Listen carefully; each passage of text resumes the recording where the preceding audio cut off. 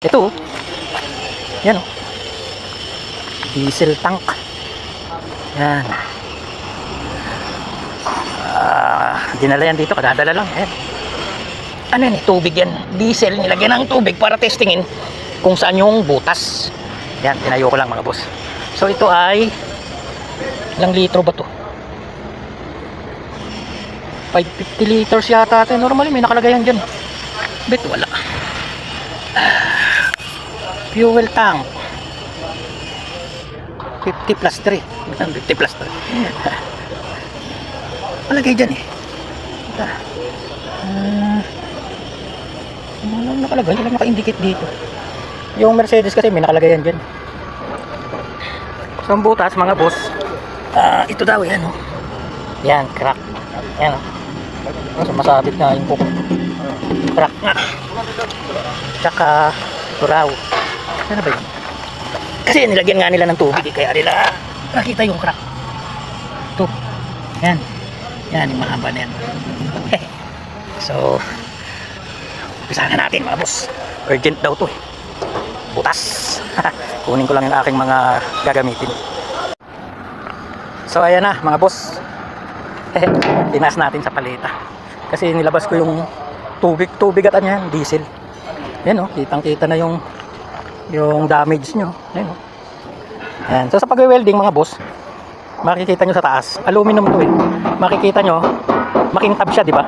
Aalisin natin yung coated na yan, yung kintab niya para maganda yung pagkaka-welding. Aalisin natin lang yung coated na yan. Ayan o. Alam nyo, pag ininitan yan, nga pa yan. Oo, nga pa yan. Alisin ko muna yung coated mga boss.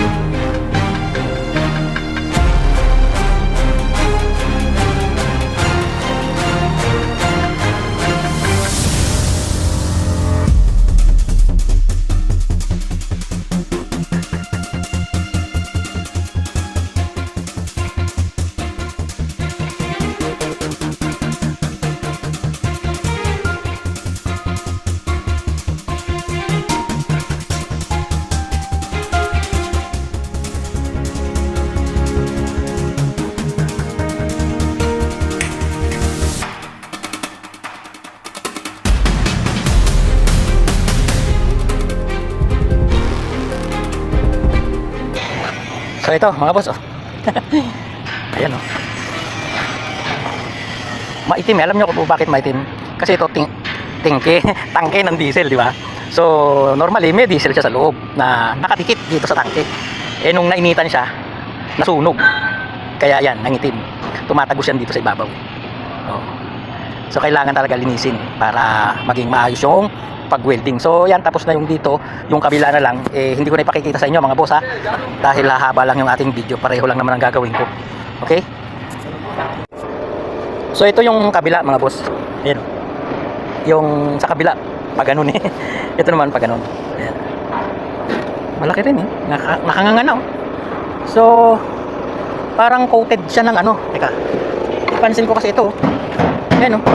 Meron pa nga rito eh. Eh sabi naman nung ano, hindi daw butas. Parang coated siya ng plastic eh. O diba? Yan siguro yung nangingitim pag sunog. Oh. Pero bukod pa yung ano, yung coated siya ng ano, yung pampakintab. Oh, yun ang inaalis ko. Para kumapit ng maayos yung i-welding natin na aluminum. Tapos dito sa baba, oh, dami pala tama nito. Pero sabi naman, wala naman daw butas to. Pero wala nga eh, kasi manipis lang naman. Maliit lang o gasgas. Pero itong isang to, parang duda ko. Lalim oh. Laki oh. Lalim oh. Ay, malambot kasi eh. Parang may tinamaan na matigas na bagay ito. Umiiwa siya. Eh, sasama na natin ang welding yan. Para hindi na magpabalik-balik. Okay? Bibilda pa na natin yung mga yan. So, linisin ko lang mga boss ha. Para kumapit ng maayos yung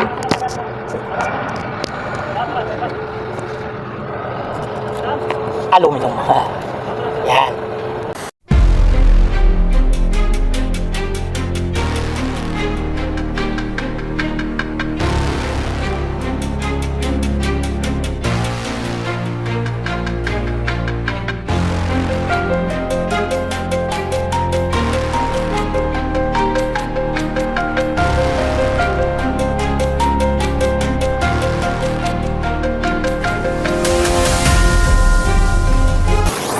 Ayun mga boss, tingnan nyo. O ito makintab oh. Yung coated niya na plastic sa taas, yun ang nakakapagpaitim pala. Yan. Siyempre, ayoko rin magbigay sa inyo ng maling impormasyon, di ba? So ito, coated siya ng parang plastic mga boss eh. Kaya nangingitim kapag sinunog eh. Ito kasi tinesting ko, sinunog ko, tapos kako binras. Ang ganda oh. Yan, ganyan ang gusto ko. Kakapit talaga ng maganda yung welding dyan. So ganun ang gagawin ko dyan, sa isang yan, saka dito. Okay? So what? Okay.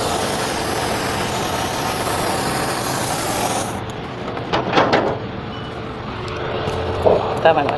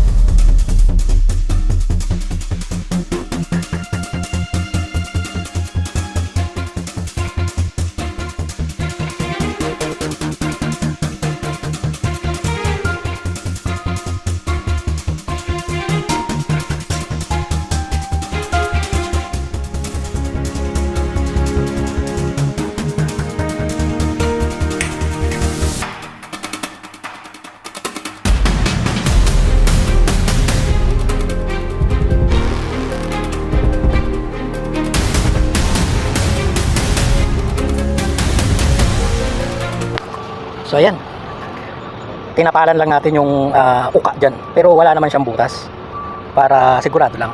Then ito, ayan yung may butas oh. So siya nga pala mga boss, kung kayo ay magpapa-welding o magwe-welding ng tangke, okay, lalong lalo na kung gasolina, ang wag na wag nyong kakalimutan, hugasan nyo ng tubig yung loob mga boss. Ako pinupuno ko yan eh. Kaya yan oh, tingnan nyo sila. Nilagyan nila yan ng tubig. Pero sa diesel, hindi naman masyadong delikado. Sa gasolina lang mga boss. Talagang sasabog yan. Sabog kayo dyan kapag hindi nyo hinugasan ng tubig yung tangke ng gasolina. Lalo pat gasolina ang nasa loob ng tangke. Sabog kayo dyan mga boss. Kaya hugasan nyo muna ng tubig. Okay? So ganun lang mga boss. At ito naman ang unang ating gagawing sunod. Ayan.